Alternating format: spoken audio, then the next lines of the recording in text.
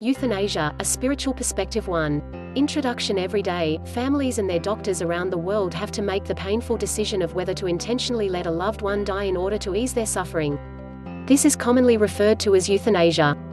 The laws with regards to euthanasia vary from country to country.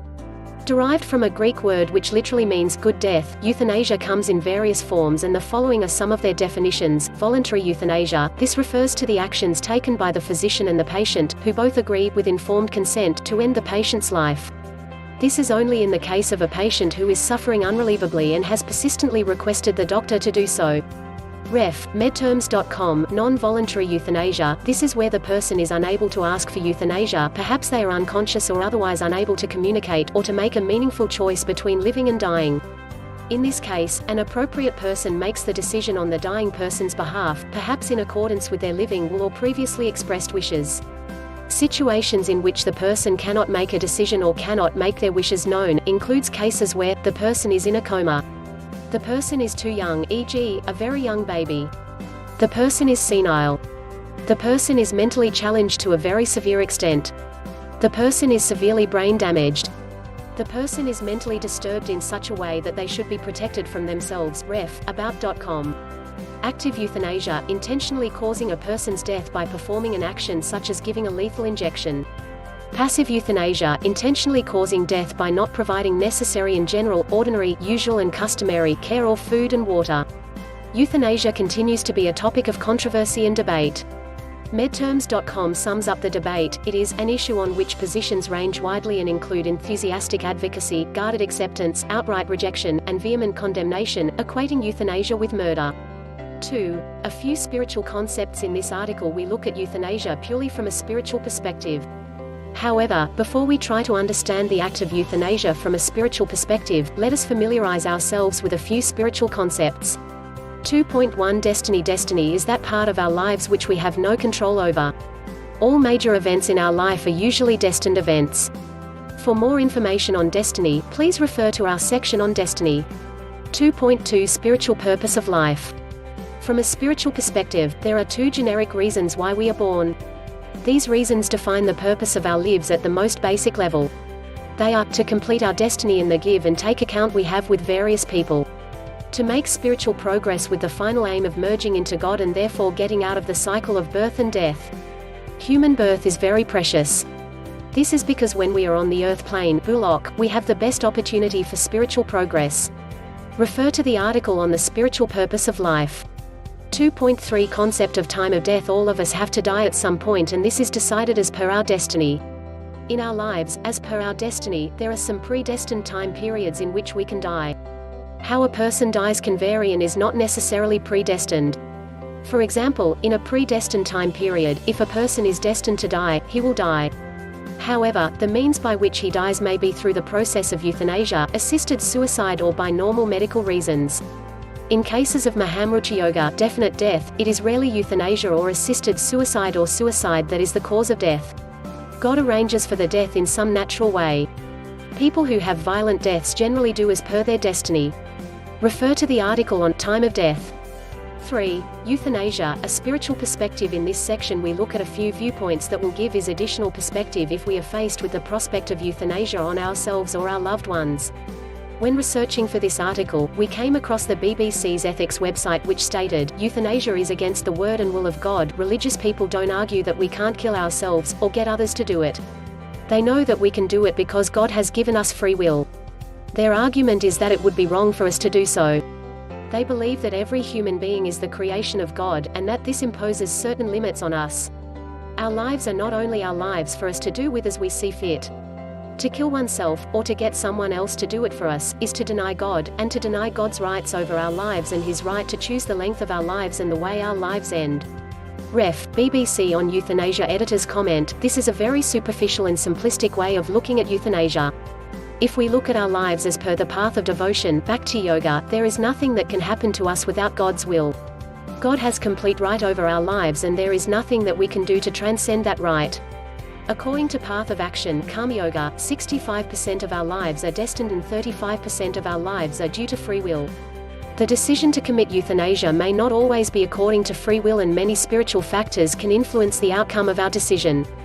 3.1 Ability to do spiritual practice. In keeping with our spiritual purpose of life, if the patient is able to do spiritual practice, it is recommended that the patient not entertain euthanasia. This is because it is easier to do spiritual practice while in a physical body as opposed to when one is a subtle body. In the subtle regions of the netherworld Bhuvaloka and Hell Patal, the experience of suffering is far more than on the earth plane of existence. In these subtle regions, subtle bodies have little to no happiness. This intensity of suffering only increases as one goes to the lower regions of hell and the ability to do spiritual practice diminishes. Contrary to popular belief of some major religions, in the current era of Kali Yuga, less than 1% of people go to the subtle region of heaven, Swarga. In the subtle region of heaven, since subtle bodies are completely involved in enjoying the fruit of their merits, subtle bodies forget about spiritual practice. It is only in the subtle regions of Mahalok and higher, where less than 0.1% of people go after death, that spiritual practice does happen. Also, a subtle body in the subtle regions of the nether region, Bhuvalok, and below, faces more attacks from higher-level ghosts than a person on the physical earth plane of existence. Refer to the section, which subtle region are subtle bodies likely to go after death. The bottom line is that there is no spiritual benefit for an average patient to ask to die by euthanasia. Hastening death does not equate to the ability to do spiritual practice in the subtle regions of the universe or, for that matter, enduring less pain. However, a person can gain merits depending on the reason he is asking for euthanasia. Refer to section 4.2 Sin incurred by the person asking to die. Involuntary euthanasia. 3.2 Spiritual level. For a person in a coma or a permanent vegetative state, the subconscious mind is still active, and so also is the give and take account center. In the case of a person doing spiritual practice as per the 6 basic principles of spiritual practice and who has reached the 50 to 60% spiritual level, spiritual practice continues in the subconscious mind. However, if one is not firmly entrenched in spiritual practice prior to getting into a coma, it is impossible for one to begin spiritual practice when in a coma. For a person of average spiritual level who is terminally ill but has their faculties intact, focusing on spiritual practice will benefit them in the afterlife and will also reduce their pain before dying. While this is theoretically possible, it is difficult for a person to start spiritual practice as per the 6 basic principles when one is terminally ill and suffering. Palliative care can help in this situation. Refer to the section on palliative care. Refer to the SSRF classroom lecture on the functional nature of the mind and how does chanting work. 3.3 Permanent vegetative state. What perspective do we need to keep when a loved one is in a permanent vegetative state with no hope of recovery? A patient undergoes this kind of a situation as per their destiny. The impact is felt by both the patient and the family members. This depends on the give and take account between the patient and the people involved in looking after the patient. If the patient's life is taken prior to the give and take account being settled, or the units of unhappiness completed as per their destiny, they will have to face it in the next lifetime. Therefore, while we may end their pain in this lifetime, it will have to be faced in some other lifetime. The change that may occur in the next lifetime is in the longevity or intensity of the problem. For example, in the current lifetime, because of the act of euthanasia, a person and his or her family members may have been spared 10 units of pain spread over 5 years. In a subsequent lifetime, it could change to 25 units of pain spread over 2 years. Also, family members have to reflect upon what is their real reason behind wanting euthanasia for the patient. For example, is it for their own happiness, or do they just not have the time and want to move on with their worldly lives, or do they want to devote their time for the spread of spirituality? Depending on their intent, family members either gain merits or demerits from their action, or they even transcend the law of karma. Refer to the article, Spiritual Root Causes of Difficulties in Life. 3.4 A perspective on the resources used in keeping a person alive when they have no chance of recovery. Medical decision makers already face difficult moral dilemmas in choosing between competing demands for their limited funds. What is the point in keeping a person in a vegetative state with no hope of recovery, when those resources can be used for other people in need? The following points will help to provide some perspective on this from a spiritual standpoint. The primary purpose of our lives is to do spiritual practice and to progress spiritually. If a person is capable of doing spiritual practice or accepting spiritual healing treatment in palliative care, life should be prolonged. Refer to section 6. What can be done for a terminally ill patient in palliative care? If the above is not happening, then it is better to let the person commit euthanasia so that the resources can be used to help others who can do some spiritual practice. This is in keeping with the spiritual principle that looking after society is more important than looking after just one person's needs. 3.5 Obstacle in spiritual practice. Sometimes family members may consider euthanasia for a person in a permanent vegetative state if looking after the patient is an obstacle in their own spiritual practice. If the intention is purely to use the time and resources to enhance one's spiritual practice, then the proportion of sin incurred is minimal.